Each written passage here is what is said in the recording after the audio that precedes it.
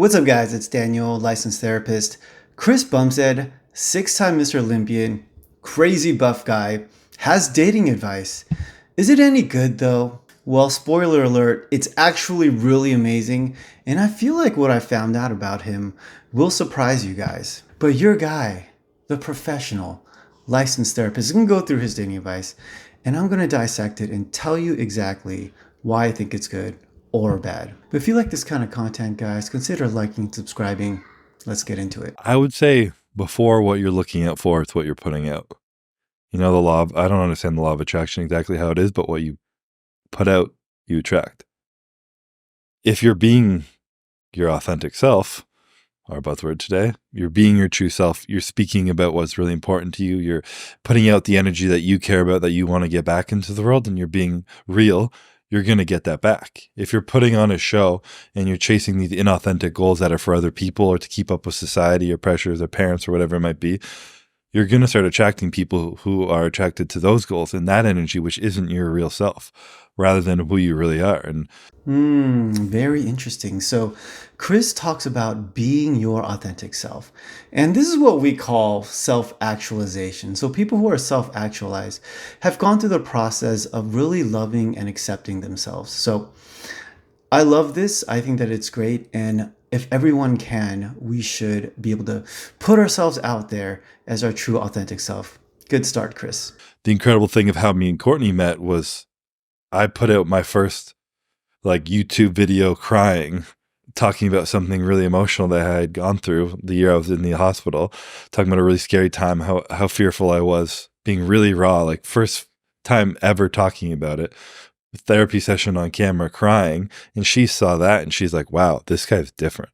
This guy just came second in the Olympia and he's put out a video crying about his emotions going through this. That's different. I like that. And then she reached out to me. And that's what attracted to us. It was that energy of authenticity and emotion and rawness and realness that attracted us together. And that was the foundation of our relationship, of how we were going to build things going forward. Okay, we have to establish something. Chris Bumstead, six-time Mr. Olympian, crying is a lot different than us regular guys crying. And I think there's this thing out there of stoicism and just being able to be in control of your emotions and not even showing emotions out there, and that being a masculine thing. Chris here is disagreeing with that. And I'm actually in line with Chris. So we don't want to be just emotional wrecks crying all the time, because that would indicate that we are not well emotionally. If someone's crying all the time, something's wrong. Something wrong. But to be able to demonstrate emotion when you are hurting, well, then I do think that that is a sign of health. And so I think that it's acceptable. So I think instead of what I was looking for, it was what I was putting out in that moment. And she was attracted to it because that's who she is. You know, when I say she's the light that lets everyone be their best self. I'm like the protector of that energy because she gives out so much. So I try and protect her. And then in the confines of our home, she gives me the space to be myself and be my raw self of what she saw, and protects me in there. It's so funny that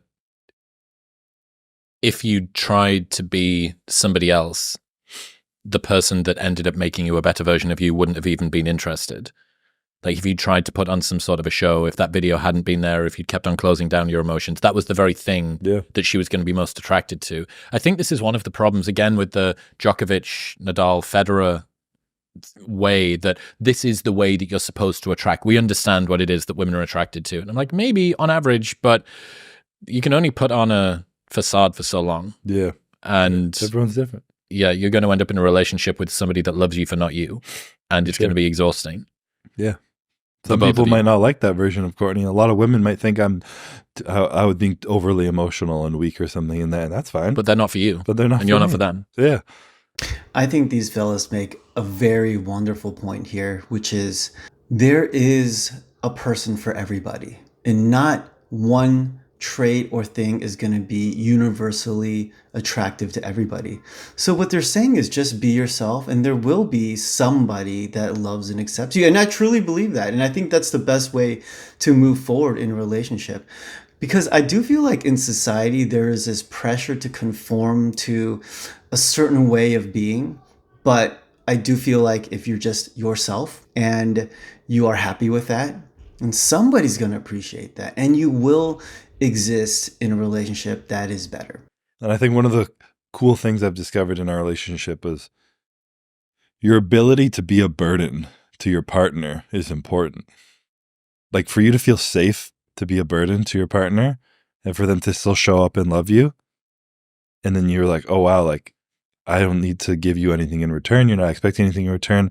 I can put my burdens on you and you love me. And that makes me feel safe and love you. So when you put your burdens on me, I'll do the same. It just becomes this like burning circle of love, you know? It's just, I feel like that's such an important thing to find someone who you just feel safe being a burden to. You're not going to intentionally be a burden, but if you, sometimes you suck, you know, sometimes you're a burden. And if you don't even feel safe being like that around your partner, you have to just withhold things from them and put on that show. You're never going to feel like safe around them. And you're not going to want to be there for them as much when they're being a burden as well. You just become these two people dividing and conquering all your problems rather than taking on the world together. I think that this is so insightful. Being safe. I think that this is great and so insightful. You want to feel safe being a burden on somebody. Hey, look, no one wants to be a burden on someone you love. But the fact of the matter is, we are a burden at some point. Being comfortable with that and being secure in that in the relationship is so important. So I give a lot of credit to Chris here. This is great. And what I think Chris is eventually just pointing to is two things that we talk about in a relationship. John Gottman says that the relationship is like a house, and the walls of that house are trust and commitment. And if you can feel safe being a burden to someone, that means you trust that person. You understand that that person is committed to you, and you can have tremendous security in that relationship. So I think that feeling like a burden and being okay with it is a great litmus test of your trust and your commitment in the relationship. So I think that's a great one. Nice job, Chris. What do you wish more women knew about how they could help their man be more emotional safely? That's a good question. I think being able to both understand and for the woman to be able to express in an honest way, and she has to believe this, that like I was talking about how like confidence is truth. You know, you might want a strong man up white knight on his horse, but if he's not how he feels, if he's not really that person, then he's not really confident. He's just putting on a facade to please you. So if you can truly show him and share with him and communicate with him that even when he's feeling down and when he feels low, when he feels emotional and all, they think him being able to share that with you is actually confidence and strength, which men want to always exemplify. You're teaching him a new way to exemplify that strength that he wants to be. And even if it's only within the confines of you two, no one else needs to know about it. But you tell him, like, when you share with me that you feel like shit, that you're emotional, that you hate yourself, that you don't think you can do this, when you share that with me, I think you're strong. Like, I think you're capable, and I think you're strong just for sharing that. Not because I know you can overcome it, but just for saying that out loud, that's strength. And the men will be like, wow, like, shit. You know, the woman has to believe that. You know, and those are my beliefs, that sharing that is strong. And there's a lot of things where I would still feel judged and nervous to say how I feel online on a podcast with hundreds of thousands of people listening. But to my wife, no, you know, I feel I share something with her and she's going to always see me as who I am, and it's strong to share, and that I'm safe to do so. Wow. Cue standing ovation meme.